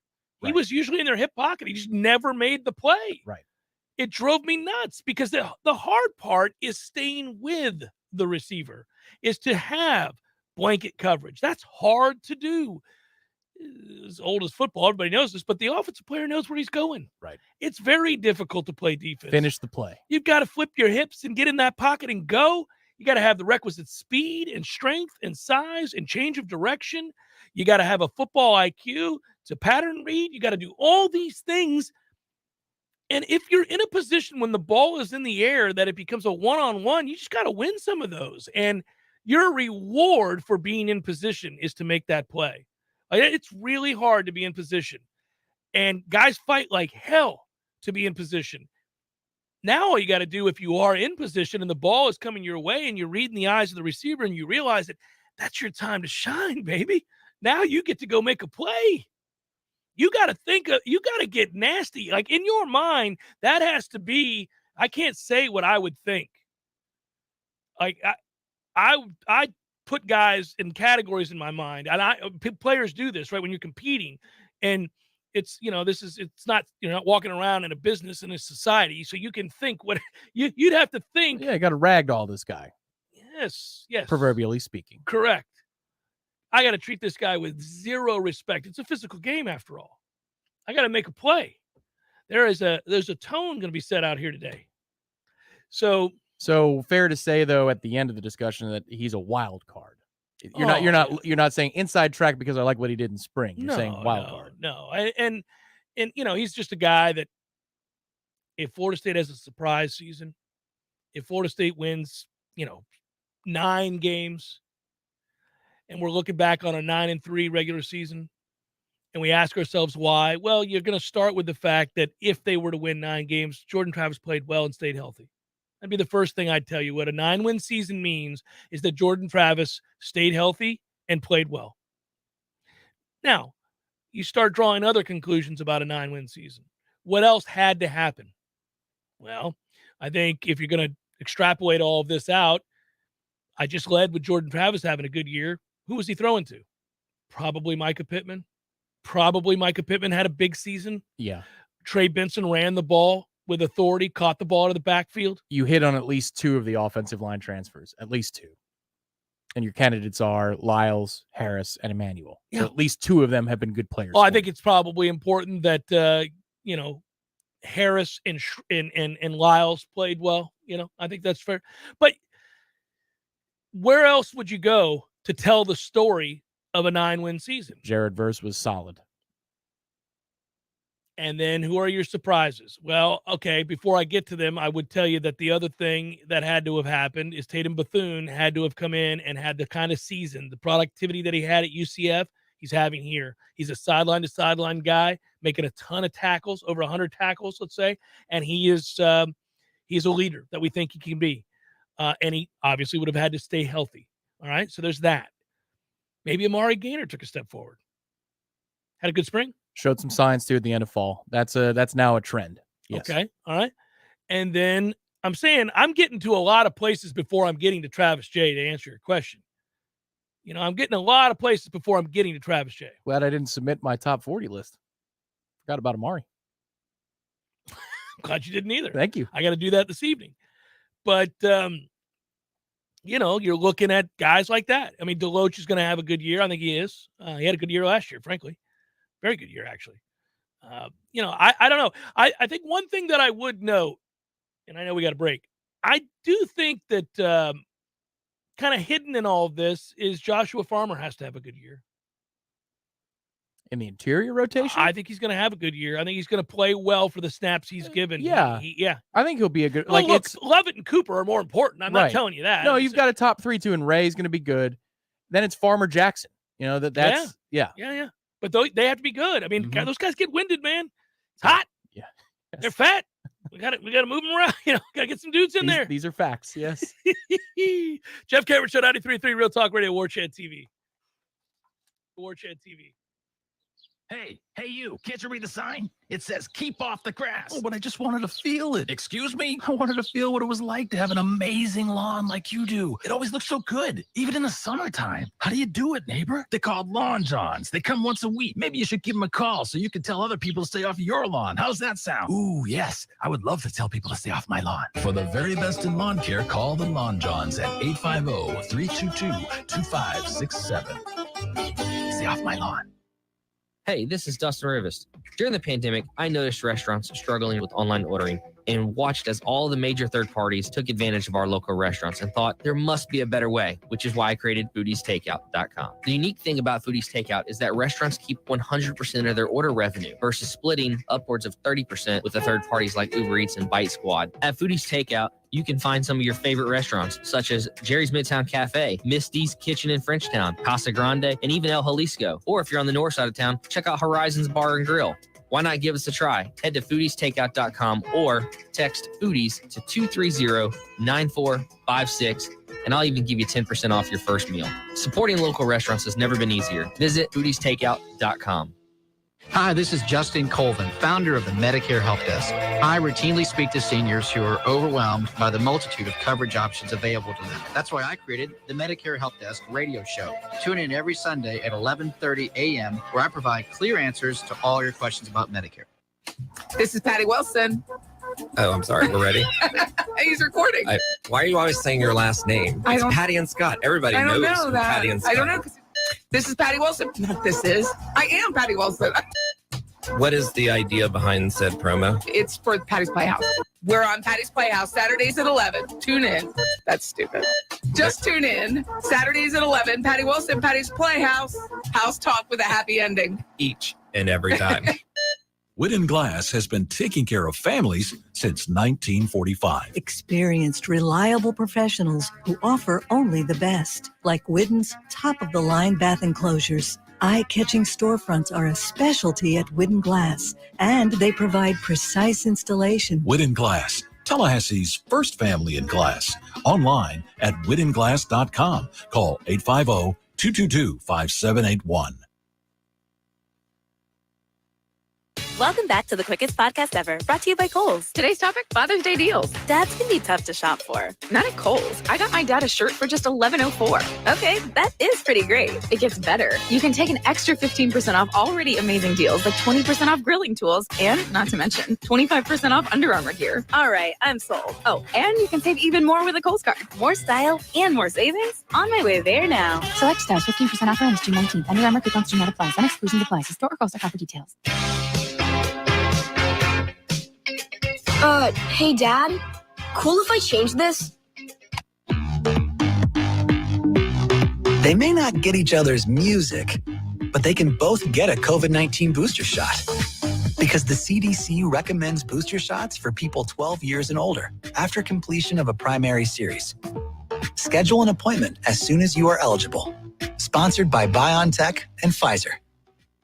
We all want more energy, more strength, more results. Well, welcome to Orange Theory Fitness as you take a step towards feeling more alive today. Backed by science, Orange Theory's heart rate monitored workout is scientifically designed to keep heart rates in a target zone, spiking metabolism and increasing energy. Orange Theory Fitness is a one-of-a-kind group personal training workout resulting in more energy, visible toning, and extra calorie burn for up to 36 hours. Experience a more vibrant life today with Orange Theory Fitness. To find out more, go to orangetheoryfitness.com. Jeff Cameron Show is sponsored by the legendary team at Hamilton Home Loans. Great rates, cutting-edge technology, and transparent communication is the recipe for a 5-star mortgage experience at FSUHomeLoans.com.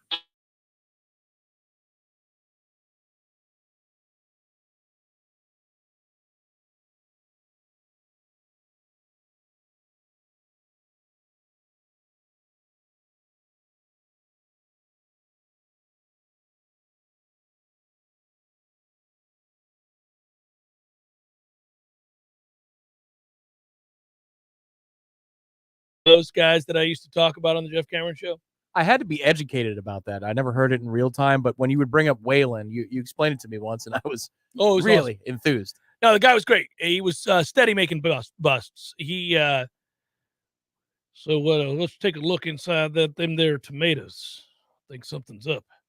So he would find cocaine in places that you never thought. I mean, like they'd open up these trucks on I-10 at the way station over by Live Oak or Lake City, and invariably he just have a hunch. Just one guy was responsible for, but now his name really wasn't Waylon. I made that up, but this guy who was the head of that way station, he had an eagle eye because they were forever catching people. It'd be a computer, like a shipment of computers. I don't think those are computers. That's right. Take them out. Take them out. Are you telling me it weighs exactly the same as it did last time? Something's wrong. He would always know. Something's wrong. It was remarkable. And so I saw a story today that cracked me up. There was a story of police who uncovered cocaine that had been it was disguised as a shipment of potatoes and yucca. Oh, of course. So potatoes and yucca, and when they showed the picture of what they seized, like now when you open this truck, there's just crates of potatoes and yucca. Mm-hmm. My man wasn't having it. Gustavo Fring. He was not. That's correct. He wasn't buying it. He took a good look at those taters, said, I don't think so. Whatever do you mean? These are just potatoes. I don't think that's true. What'd you say your name was? So they took the potatoes out and they began to chip away, just cut away a little bit. Turned out that the skin on the outside was potato, but the substance of the potato was balls of cocaine. Oh, so they hollowed out the potatoes. They hollowed out potatoes and stuffed them with cocaine. And then they froze them. The lengths to which it sounds like Dublin in the 80s. I mean, that is impressive. Drug dealers, you just got to give them credit. You really do. Like, my man is tired of having his stuff seized. He's like, look here, man, too much. Now, I bake in a certain amount of lost inventory every year. I get that we're not always going to make it. Some of you are going to get pulled over. God forbid, if you're in Lake City and Wayland gets you, we're not going to get away with it. But most of you are going to get through. We're going to be all right. But I've devised what I think is an ingenious plan. Now, it's going to be a lot of work. A lot of work. I have no illusions about how much time this is going to take. We've got 700 pounds of cocaine right over here.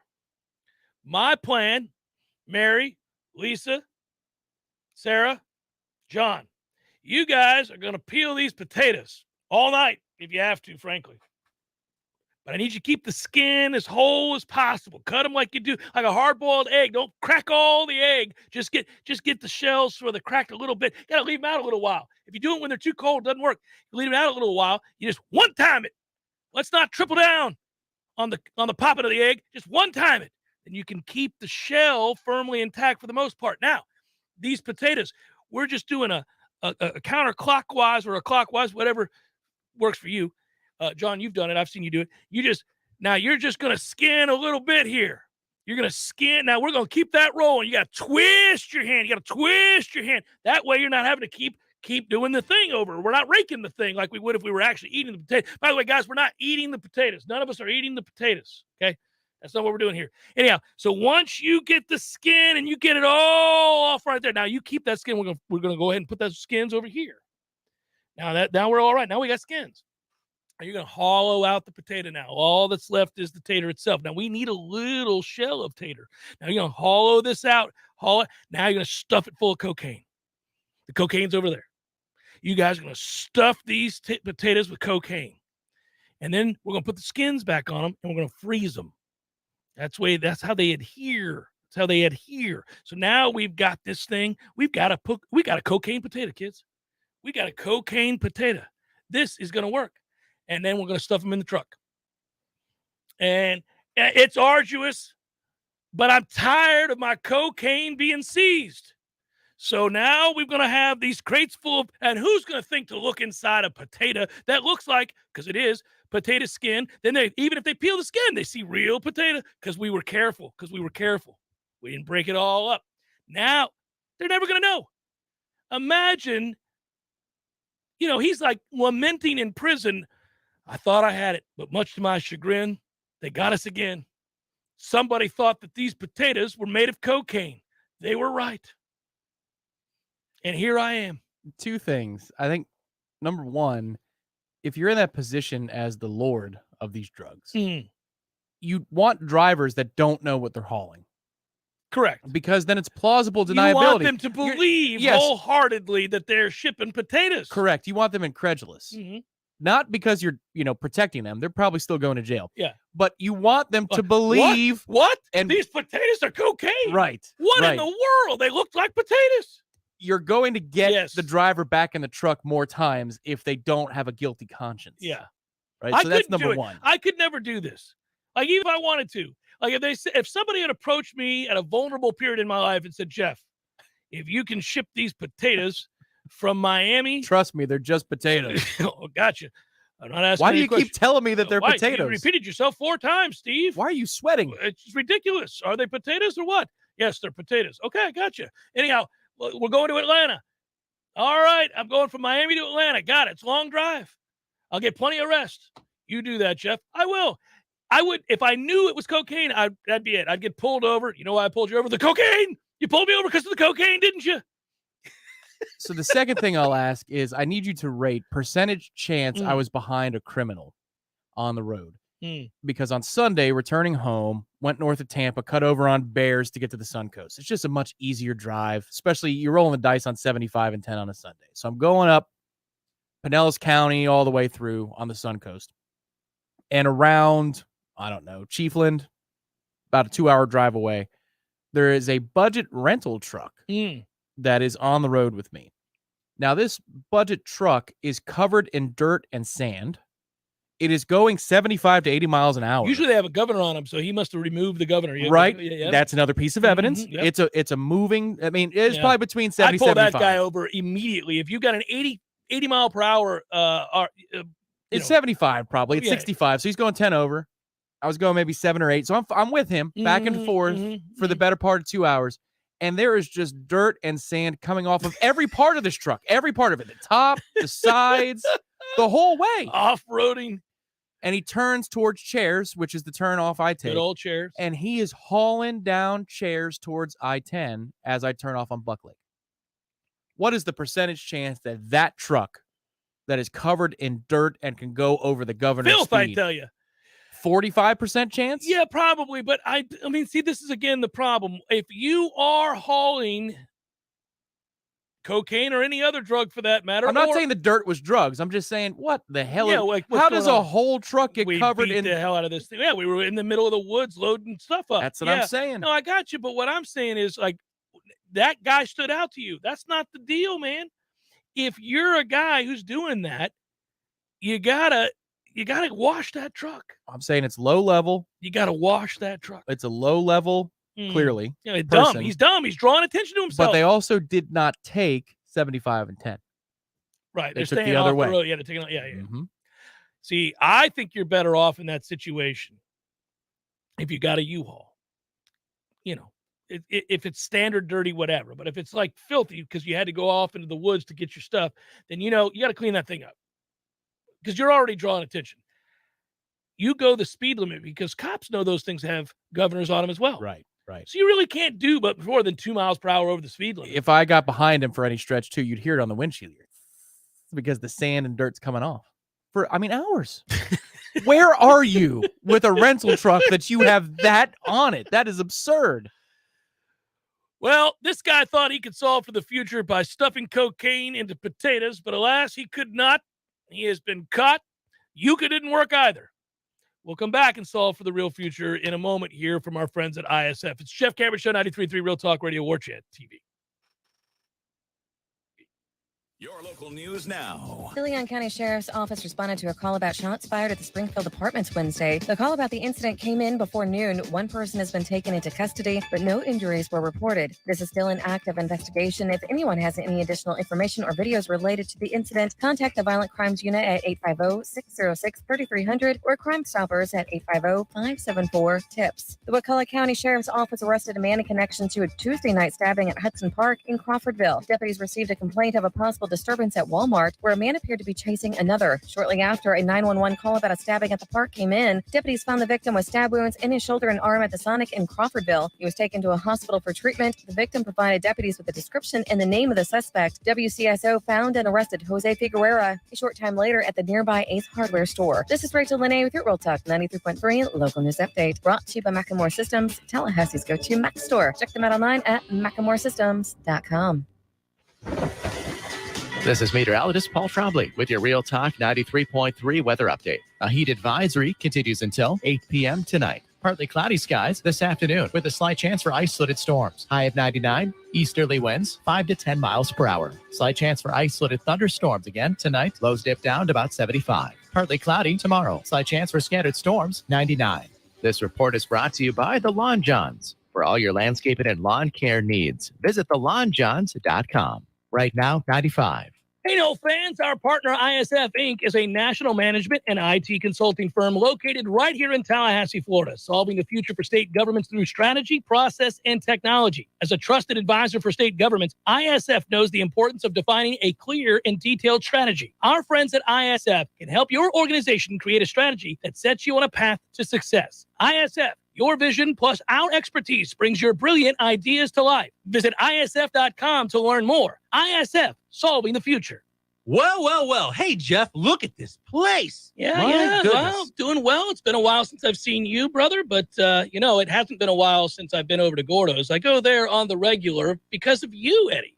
Well, we keep you regular. Well, that's true, but I think of Gordo's as a place to sit down, have a cold beer, talk to your friends, enjoy the sports, eat the delicious food. But I think of you as Uncle Eddie, a man who takes care of his people and takes care of the town. I appreciate that, Jeff. Hey, and we'll keep you regular. Gordo's, bringing the flavor and flair of Cuban food to Tallahassee since 1996. Here's what you missed on the Greg Tish Show. Chattanooga, Tennessee. Pastor Tabner was alone with a female church employee. She in a towel and he in his boxers. The charismatic 41-year-old Hurley explained the two of them had been making chili and gotten food on their plates. With the hot dogs that they were making, we are hoping that the pastor used the right condiments. I think there was at least one hot dog involved. I don't know what you're talking about. We were just making chili dogs. The Greg Tish Show, Monday through Friday, 6 to 9 a.m., only on Real Talk 93.3. The Jeff Cameron Show is a production of the Warchant.com Multimedia Network. Check out Warchant.com today for the latest news inside Florida State athletics. That's Warchant.com. Now, back to Jeff on Real Talk 93.3.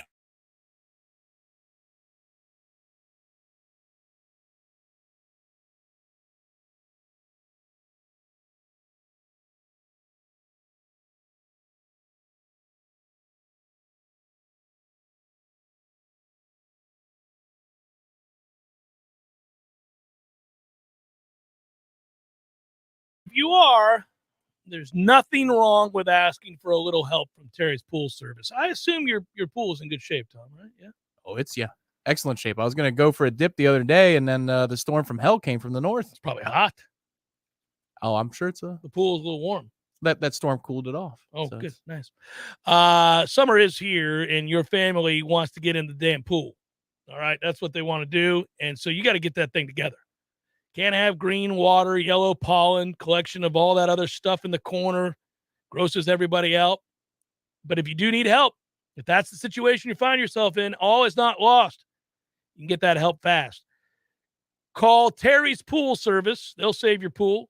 Check them out at terryspools.net. That's terryspools.net. Or you can just give them a call, 850-580-7334, because you never know when you'll need Terry's Pools. But if you have the yellow in your pool, you need them. Yeah, you'll know it. Right then and there.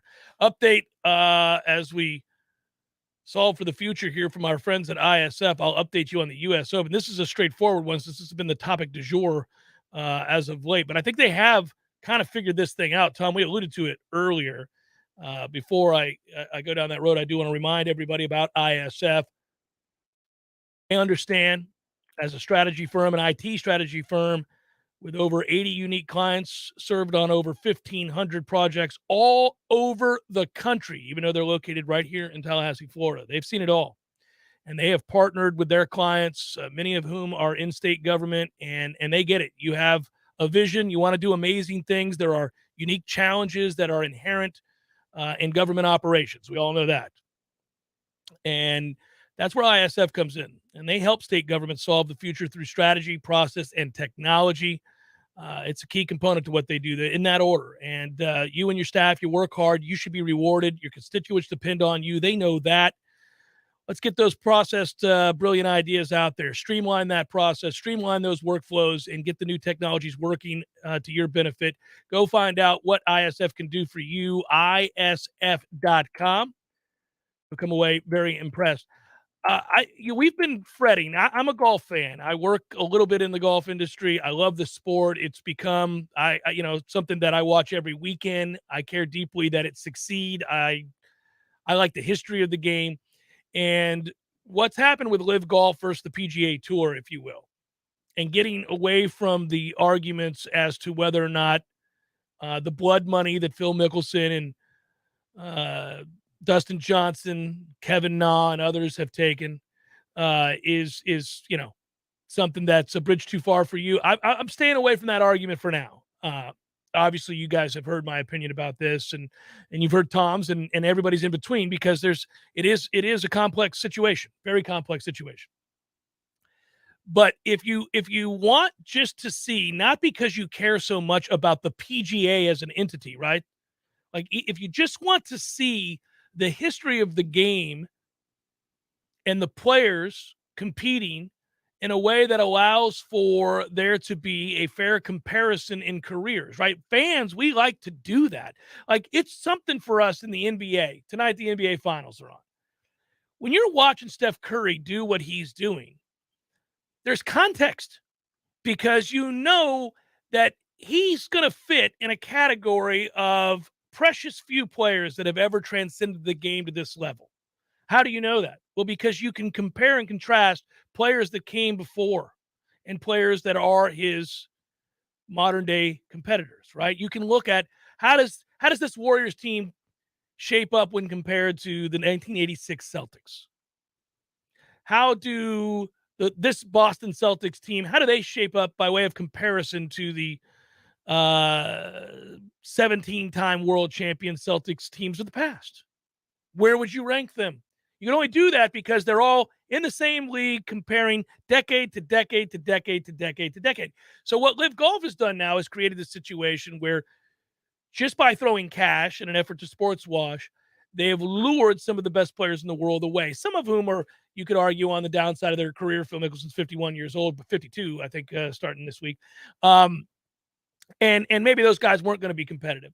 But if they're successful in drawing over, and I'm just using these guys as an example, doesn't look like they're going to be, but if they were to successfully lure, say, some of the up-and-coming young players that are on tour right now in the midst of forging their careers, say Colin Morikawa, say John Rahm, say guys like that, Will Zalatoris, or, you name it, Brooks Koepka. Now you have a fracturing of the golf world in a way that doesn't allow us to compare and contrast because the best are no longer playing against the best at that point, and it doesn't mean anything. There's no context to winning a Live Golf event. It doesn't matter.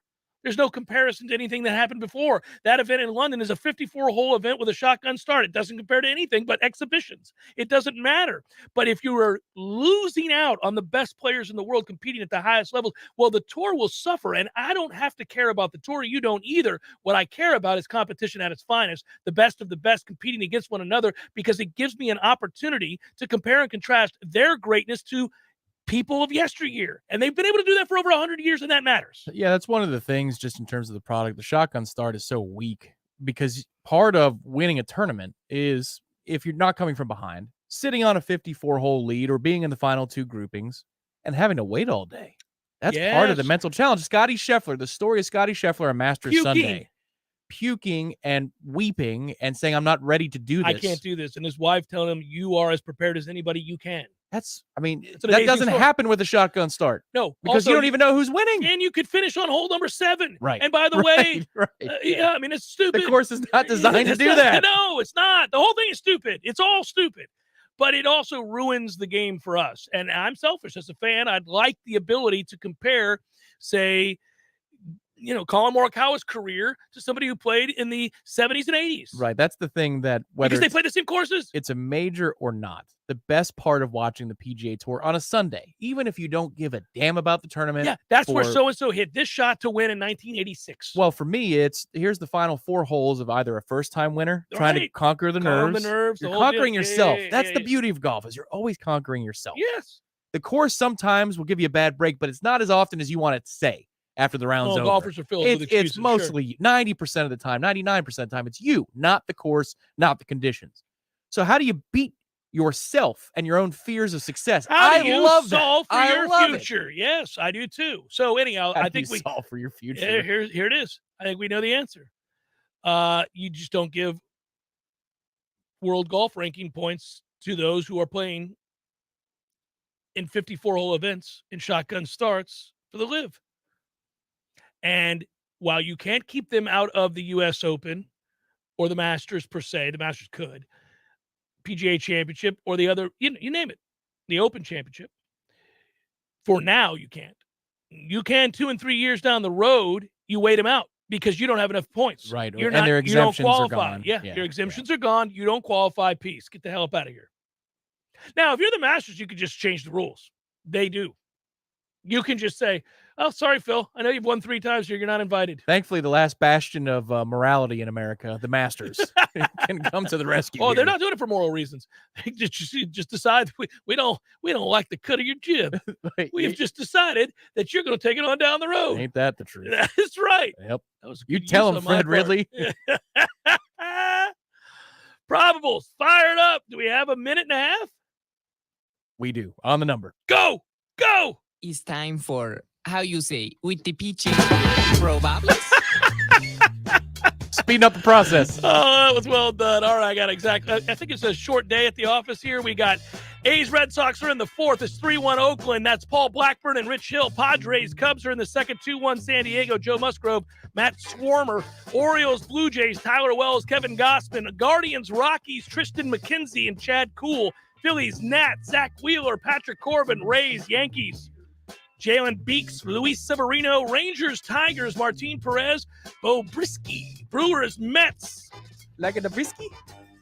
Aaron Ashby and Taylor McGill. And finally, Angels, Mariners, Shohei Ohtani and George Kirby. George Kirby just seems like such a doofus. Oh, you see Kirby? I did. George is always here. And that's a look at those that salaries out of the bump.